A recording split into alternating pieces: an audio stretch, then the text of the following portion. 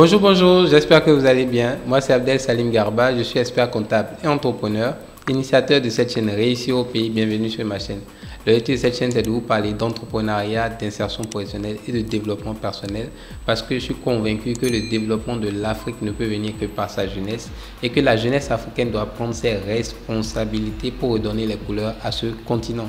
Et c'est dans cette optique qu'on essaye de faire valoir, de montrer des modèles de jeunes Africains qui sur le continent font, de par leur effort, leur engagement, leur dévouement, créent des activités, créent de l'emploi, créent de la richesse et peuvent servir d'exemple pour inspirer d'autres jeunes Africains pour amorcer le développement de ce continent. Et donc aujourd'hui, je suis avec deux charmantes invitées entrepreneuses, fondatrices de la start-up Anonyma, qui est une plateforme d'écoute anonyme. Elles sont mieux placées que moi pour vous décrire ce que c'est que Anonyma. Et bienvenue sur notre chaîne Anaïs. Merci beaucoup. Et bienvenue Mathilde. Merci beaucoup d'avoir accepté de partager votre expérience sur la chaîne. Le plaisir est partagé. Merci beaucoup. Donc je vais commencer par Mafili. Mafili Gaye. Gaye, voilà, Mafili Gaye. Alors, voilà.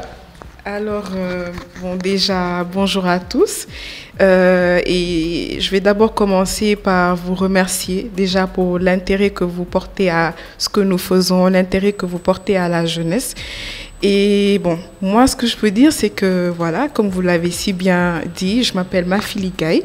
Je suis une jeune femme d'origine sénégalaise et voilà, fondatrice et cofondatrice du moins de la start-up Anonyma. Merci beaucoup, Mafili. Merci. Anaïs. En fait, comme l'a dit Mafili Gaye, je tiens déjà à dire un coucou à tout le monde et voilà, qu'on se dise tous un coucou. Et en fait, voilà, je m'appelle Anaïs Honda.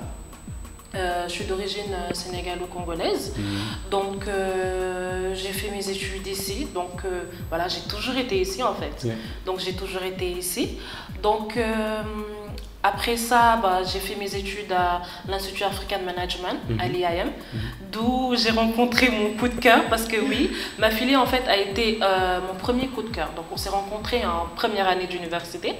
Donc on a eu un parcours académique, on a fait notre première, notre deuxième, notre troisième année, on a eu notre diplôme en administration des affaires là-bas. Donc du coup, c'est là qu'est née notre alchimie. Voilà, depuis le début en fait, le destin nous a réunis, donc c'est comme ça que voilà, ça a été. Donc entre-temps aussi, bien avant Anonyma, on a eu d'autres parcours. Donc on a eu aussi à travailler à la radio, donc à la TFM, à la King FM plus précisément. Donc, toutes les deux? Oui, toutes les deux. Ah, d'accord. Toutes les deux. On a eu à travailler là-bas, donc on avait un mentor. Donc c'est lui qui nous a vraiment beaucoup formés dans tout ce qui était communication, parce qu'il faudrait noter, quand on était à l'IAM, en fait, il y avait beaucoup d'activités extrascolaires. Donc, on pouvait rentrer dans le journal de l'école, on pouvait travailler avec le pôle communication de l'école. Donc, c'est ce qui fait que très tôt, on a pu cerner nos capacités. C'est ce qui fait que, disons, entre la première année, les premiers mois de la troisième année plutôt, on a travaillé à la radio. C'était une émission sur un débat. Donc l'émission consistait en fait à réunir des jeunes autour d'un débat et de parler de politique, d'actualité, mais avec une image, on va dire 2.0, avec une approche en fait très jeune. Donc c'est après ça que voilà, on est passé par là, et au fur et à mesure, Anonyma est venu. Parfait. Merci beaucoup Anaïs. Merci. Pour ce parcours déjà. Alors je vais demander à Mafili. Alors Mafili, dis-moi, c'est quoi Anonyma? Qu'est-ce que c'est? Qu'est-ce que vous offrez comme service? C'est quoi la start-up Anonyma? D'accord. Donc, tout d'abord, Anonyma, c'est une plateforme d'écoute. C'est-à-dire qu'aujourd'hui, Anonyma est spécialisé dans tout ce qui est santé mentale, soutien moral, écoute, bien-être. Et tout est parti, en fait, d'un simple projet de soutenance, comme l'a si bien dit Anaïs Sonda. En fait, on est arrivé en troisième année où on devait présenter des projets de fin d'année. Et voilà, c'est à partir de là-bas qui est né Anonyma. Et bon, on a voulu, bon, au début, on a réfléchi à beaucoup de contextes dans lesquels on aurait pu lancer notre projet, mais on s'est dit, on a vu que ces dernières années, il y a eu beaucoup de phénomènes sociaux qui se sont passés en Afrique, particulièrement au Sénégal. Et par la suite, il y a eu beaucoup de pages qui ont eu à naître sur les réseaux où les gens viennent parler en anonyme, mais souvent, en fait, les gens, ils ont besoin de cette écoute attentive, de ce soutien. Mais souvent, sur les réseaux, les gens, ils se font insulter, ils n'ont pas forcément ce retour qu'ils attendent. Et par la suite, on s'est dit que nous, on pourrait reprendre ce même concept, mais en consolidant, en y associant des professionnels, des avocats, des psychologues, des gens spécialisés dans tout ce qui est sociologie. Et voilà, Anonymat, c'est un peu tout ça en fait. Excellent. Et j'allais dire, problèmes sociaux, dans quel sens? Problèmes familiaux, problèmes financiers, de façon un peu plus détaillée. Donc, quand je dis que ces dernières années, on a remarqué qu'il y a eu beaucoup de phénomènes sociaux. Si vous regardez à travers les médias, à travers les réseaux, tous les jours, on entend des faits divers, des agressions, des viols, des violences conjugales. Donc, les gens ont beaucoup de problèmes. Donc, Anonymat, en fait, c'est vraiment cette plateforme qui prend en charge, en fait, toutes ces spécialités et on ne fait pas de différenciation. Voilà, c'est un peu ça, oui. Excellent. Vas-y, Anaïs. J'aimerais en fait aussi rajouter une chose, parce que quand on parle de problèmes sociaux, il faudrait noter qu'Anonymat tourne autour de l'aspect épanouissement personnel. Quand ma fille a dit que oui, notre but en fait c'était vraiment d'être beaucoup plus proche de ces personnes-là en fait qui avaient besoin d'écoute, tout s'installe en fait dans un contexte. Parce que je me rappelle à l'époque où on écrivait encore le projet, il y avait une histoire qui était sortie dans les journaux où on parlait de meurtre d'une jeune fille qui se passait dans les régions. Et je me rappelle quand on parlait, parce qu'il faudrait noter, dans l'aventure, on était 4. Donc, et on avait souvent l'habitude de faire des brainstorming. Donc, on lançait pas mal d'idées. Et à un moment, on s'est dit, qu'est-ce qui n'allait pas? De quoi les gens avaient le plus besoin? Qu'est-ce qui n'allait pas? Qu'est-ce qui fait que, on ressentait forcément autant de frustration? Qu'est-ce qui faisait? Donc, on s'est dit, en fait, les gens n'ont pas l'habitude de se confier. Les gens n'ont pas l'habitude, en général, plus particulièrement, on va dire en général en Afrique, plus particulièrement au Sénégal, on n'a pas cette culture-là de se confier, d'aller parler à un psychologue. C'est tout le temps, il y a ce truc de, comme on dit au Sénégal, ce truc de mouille, ce truc de oui, non, en fait, vous êtes assez fort ou non, on n'a pas besoin. Donc du coup, on s'est dit, autant qu'on crée une plateforme d'écoute anonyme. Parce que comme l'a dit Philly, entre-temps, avec les années, il y a eu plein de pages en fait qui sont nées. Donc qui ressemblent un peu, on va dire, de loin à Anonymat. Et le problème, c'est qu'avec certaines pages, on va dire, c'est que automatiquement, c'était des pages forcément, certes elles vous aidaient, mais elles ne participaient pas forcément à, soit on vous aide et on vous casse en même temps et on vous juge. Donc ce qui fait qu'il y avait plein de retenues et nous on voulait, mettre tout cela dans un seul sac et se dire, pourquoi pas on va mettre Anonymat. Donc du coup c'est dans ce contexte-là qu'on s'est dit, on va créer Anonymat. Et on va créer Anonymat de façon très anonyme, où l'anonyme pourra venir se confier sur notre plateforme et il sera directement en rapport avec des psychologues, des avocats, des coachs en développement personnel. Tout dépend en fait du contexte ou de leurs histoires ou de comment on pourra les aider. On voulait en fait pousser beaucoup plus l'action parce qu'on s'est dit oui, on peut les écouter, mais oui aussi on peut aussi les accompagner dans ce processus-là qui consiste à s'épanouir personnellement. Non, excellente initiative, hein. Franchement les filles, c'est génial. Franchement que vous identifiez des problèmes, un problème spécifique et vous cherchez à y apporter une solution.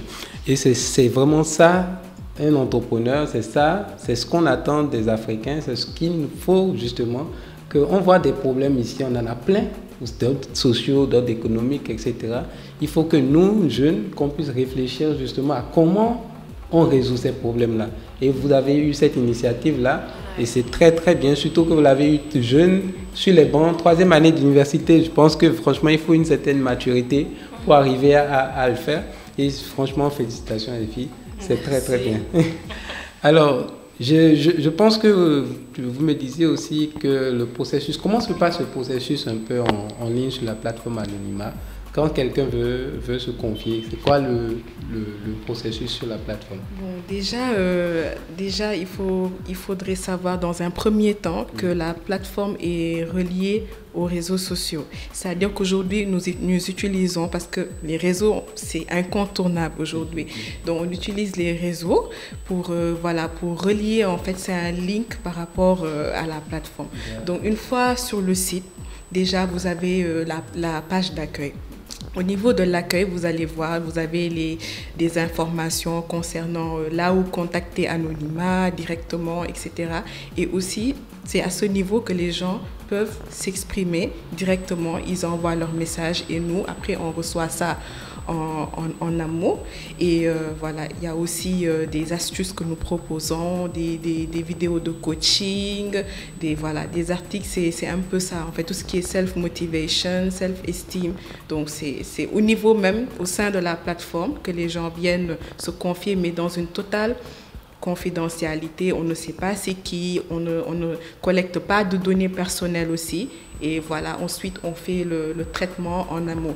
À notre niveau, quand une personne nous pose un problème que nous sommes en mesure de régler, c'est-à-dire nous, de par notre formation, Anaïs Sonda et moi, bien sûr, nous le faisons. Et quand on sait que le problème dépasse notre niveau de compétence, on les met directement en liaison avec des psychologues, des spécialistes, des professionnels.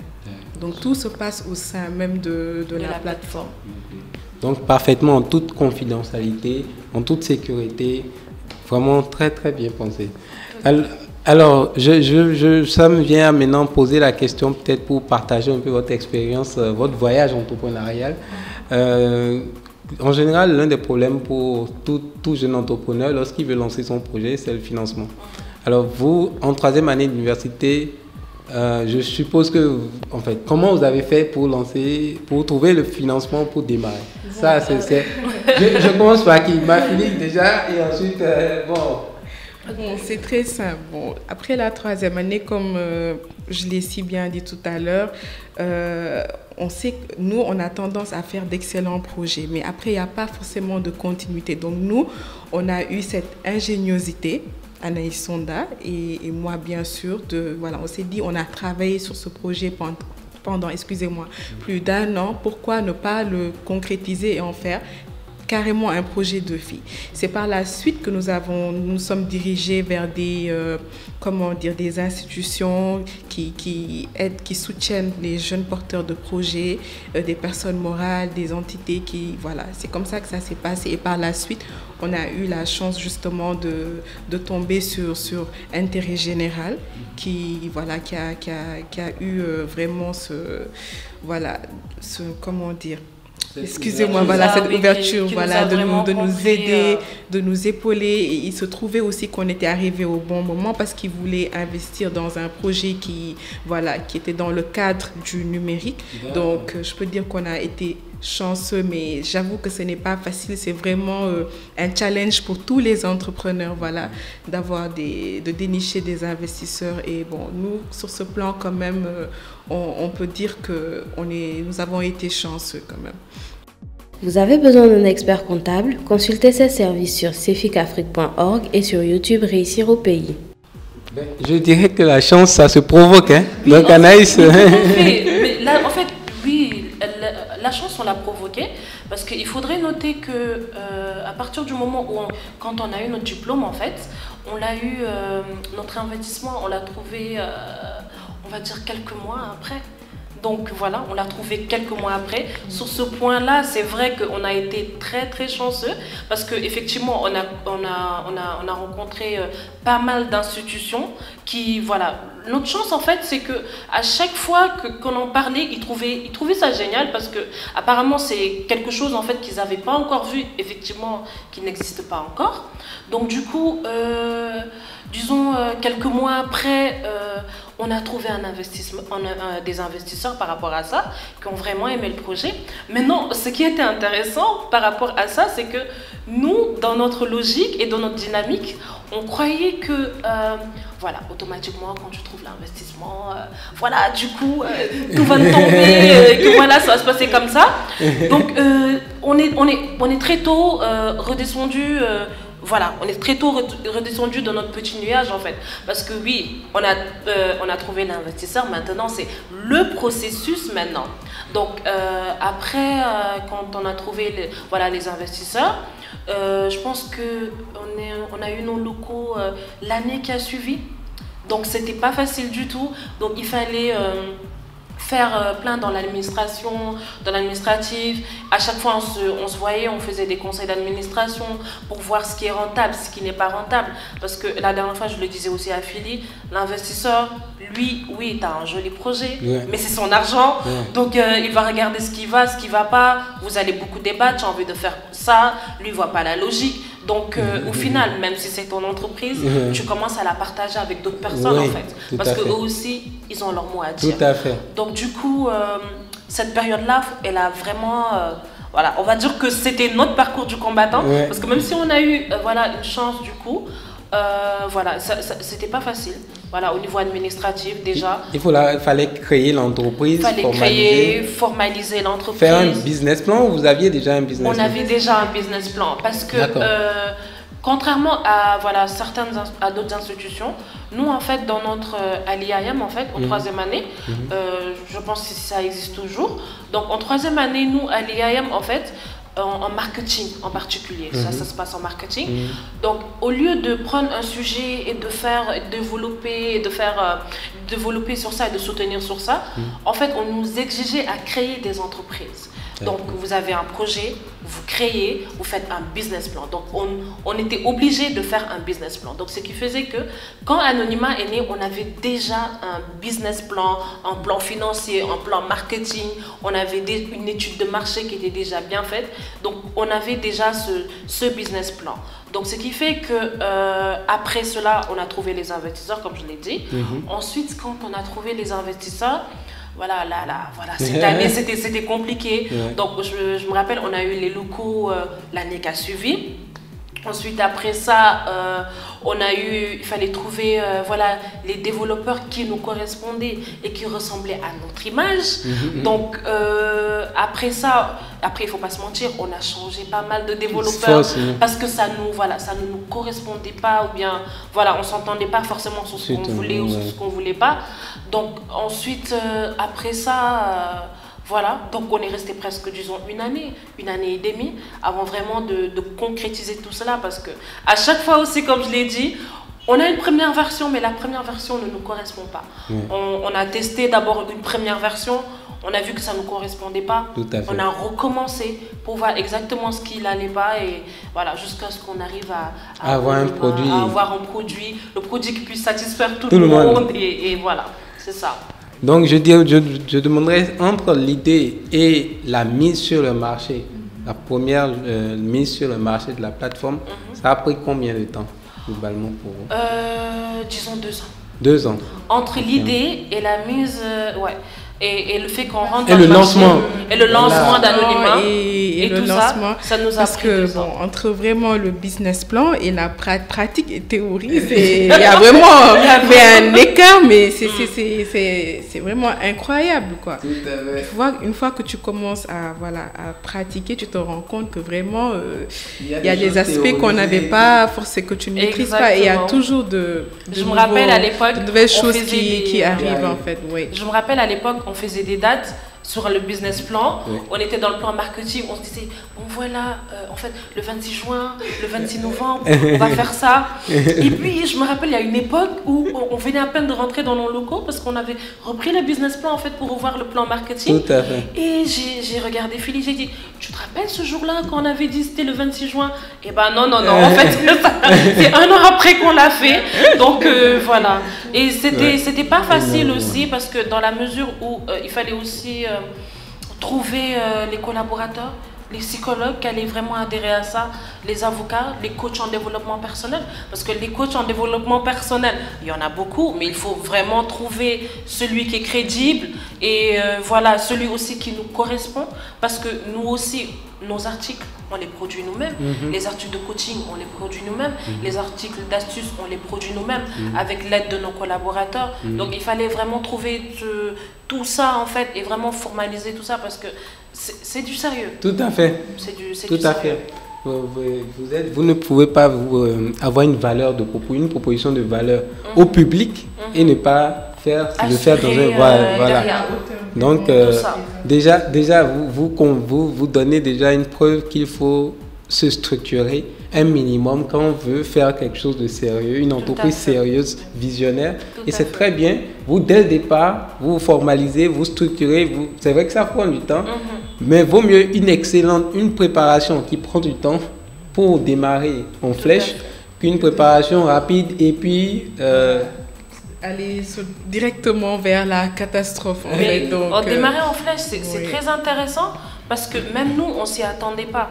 Parce qu'il faudrait noter, ça fait 2 ans, oui, on a pris 2 ans pour mettre en place Anonymat, mais quand on a démarré, franchement, on avait tellement le moral à zéro qu'on s'est dit, on va démarrer, on ne s'attendait pas forcément à quelque chose de, voilà, ça va prendre de l'ampleur. On était déjà assez réaliste par rapport au marché. Sachant aussi qu'entre-temps, dans les 2 ans, il y avait des plateformes qui ressemblaient à peu près à Anonymat qui venaient de naître. On s'est dit, il n'y a pas de souci, on est là, on a travaillé notre projet, on va se lancer. Mais automatiquement, quand on s'est lancé, waouh, on a senti que oui, la demande était là. Les gens en avaient besoin. Les gens se sont mis, on s'est dit, ah d'accord, ok, intéressant. Non, excellent, excellent. En tout cas, franchement, brillant parcours, brillant parcours. On souhaite plein de succès à Anonymat parce que c'est ça, c'est ce genre d'esprit-là qui permet justement de créer des choses et de faire évoluer, de faire avancer nos économies. Et peut-être, si je demande peut-être ma fille déjà, quel message tu peux adresser aux jeunes qui ont envie d'entreprendre?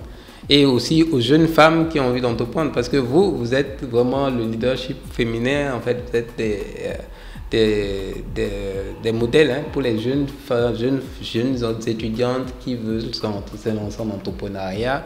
Ce serait bien justement de partager peut-être 2-3 messages, quels conseils, en tout cas, quelles sont les clés pour justement se réussir en entrepreneuriat. En tout cas, peut-être pas forcément l'entrepreneuriat, mais suivre leur passion et voir ce dans quoi ils ont envie de prospérer. Déjà, merci pour la question. Je commencerai tout d'abord par dire que je conseillerais tout d'abord par dire à ces personnes de croire en elles, en fait. La confiance en soi, c'est très, très important parce que les gens vont beaucoup vous casser, en fait. C'est comme ça. Donc, il faut savoir, il faut être conscient, en fait, de la valeur que nous avons. Parce que, comme j'ai l'habitude de le dire, les gens ne vont pas forcément vous attribuer la valeur que vous avez ou, voilà, croire en vous ou forcément en votre projet. Donc, il faudra déjà que vous ayez, voilà, cette confiance et cette croyance et surtout de n'attendre rien de personne aussi, d'être très autonome, vraiment. Le soutien, ce sera un plus, mais vraiment la base la base doit venir en fait de nous-mêmes et d'être très endurant aussi parce que le chemin, comme je l'ai dit tout à l'heure, il sera très long. Vraiment, comme Anaïs l'a si bien dit, c'est le parcours du combattant. Donc, il ne faut jamais baisser les bras, rester endurant, avoir confiance en soi et voilà, se lancer tout simplement. Et le succès viendra par la suite. Exactement. Donc, merci beaucoup, ma Philippe, pour ce beau message. Et Anaïs, quel est ton message aux jeunes entrepreneurs et aux jeunes femmes entrepreneurs, en tout cas aspirantes? En tout cas, surtout par rapport aux jeunes femmes, surtout de croire en elles. Parce que toujours, on est inscrit dans un contexte où, il faut le dire, on est éduqué, élevé pour forcément atteindre un certain but où on se dit « Ah, c'est une jeune femme, elle n'a pas forcément besoin de pousser ses études ou d'aller très loin, ou voilà, parce que finalement, elle peut se marier, ou voilà. » Non, on a des rêves. La même manière dont un homme a un rêve, c'est la même manière dont une femme aussi a ses rêves. Donc autant nous aussi, voilà, en tant que femmes, de pousser, voilà, d'atteindre nos rêves. Si on a envie de quelque chose, de le faire et d'aller jusqu'au bout. Et comme l'a dit Philly, ce n'est pas facile. Il y a des gens qui ne croiront pas en nous, ou voilà. Donc autant avoir confiance en soi et y aller.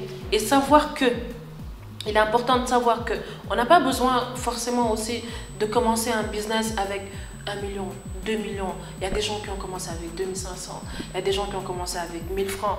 Moi, je me rappelle encore de notre parcours au tout début avec Philly.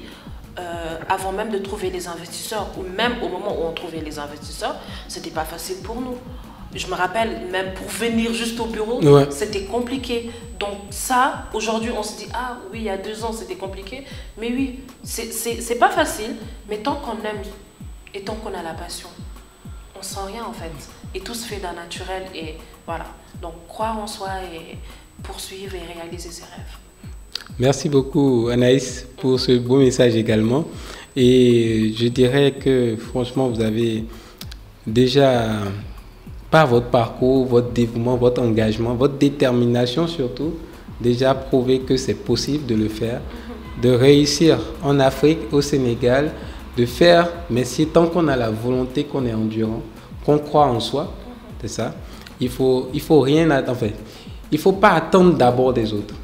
Il faut d'abord, ensuite, il faut d'abord croire en soi, ensuite apprendre à donner d'abord, avant de recevoir. Parce que vous avez réfléchi à résoudre le problème de certaines personnes, de Sénégalais, qui ont des problèmes sociaux d'une façon ou d'une autre. Vous apportez une réponse. Et c'est parce que vous apportez une réponse que les gens vous remercient en échange d'une contrepartie économique. Donc, à la base, ce n'est pas l'intérêt économique que vous recherchez, c'est d'abord une priorité déjà de résoudre un problème. Et c'est cet esprit-là qu'on doit cultiver beaucoup plus en jeunes. Et vraiment, j'espère que le message de Anaïs et de Mafili vous parviendra. Vraiment, si vous voulez utiliser la plateforme, en tout cas, découvrir les services. Comment ça se passe? C'est sur www.anonymat.sn. Anonymat.sn.com. La plateforme c'est anonymat.sn.com. Donc les gens peuvent, les anonymes plutôt, peuvent directement nous joindre sur la plateforme et voilà, ils auront une réponse de notre part. Donc si aussi ils ont un problème beaucoup plus poussé et que la réponse ne les correspond pas, ils peuvent nous joindre au 77 301 23 23 et là ils seront directement en contact avec un de nos spécialistes et on va beaucoup plus pousser le problème et voilà, afin de pouvoir satisfaire l'anonyme. Donc on est aussi sur les réseaux, sur Instagram, sur Anonymat SN, sur Instagram, sur Facebook et voilà, donc on est présent et comme on a l'habitude de le dire, leur problème c'est notre priorité. Merci beaucoup Anaïs. Merci beaucoup, ma fille. Merci beaucoup. Donc, comme Anaïs vient de le dire, c'est Naka Mouessunyite. Je le dis dans ma langue. Et puis voilà. Non, mais excellent. Vraiment, merci beaucoup pour votre disponibilité, pour votre ouverture. J'espère que l'expérience de Anaïs et de Mafili vous servira. Encore une fois, il faut que beaucoup plus de jeunes se partagent leur expérience et puissent inspirer d'autres également, pour qu'on puisse construire le Sénégal, le Bénin, le Burkina, la Côte d'Ivoire, le Mali, etc. et tous les pays d'Afrique. Parce que ce n'est qu'avec ce genre de mentalité qu'on peut créer une Afrique forte. On ne peut faire la différence que par notre engagement, notre implication, notre dévouement. Et la jeunesse africaine, c'est la clé pour changer ce continent dans les 20, 30, 50 prochaines années. Si vous avez apprécié cette interview, n'hésitez pas à nous mettre le pouce bleu, liker, partagez massivement à tous ceux à qui vous croyez que cette vidéo, cette interview peut servir, vos amis, vos collègues, etc. Et n'hésitez pas à vous abonner si vous n'êtes pas encore abonné, parce qu'il y a encore d'excellents conseils qui arrivent, des entrepreneurs aussi inspirants que Anaïs et Mafili, qui arrivent encore, qui sont généreux, parce que en réalité c'est la générosité d'abord avant tout de vouloir partager, parce que en Afrique on manque cette ouverture là. Et de plus en plus, il y a cette jeunesse-là qui décide d'ouvrir, de s'ouvrir et de casser les codes. Parce que de toute façon, on a fait les mêmes choses il y a 50 ans et ça n'a pas donné des résultats différents. Il va falloir faire différemment. si on veut avoir des résultats différents. Merci beaucoup de nous avoir suivis et on se dit à très bientôt pour une nouvelle interview. Merci ma fille. Merci beaucoup. Merci Anaïs. Merci beaucoup.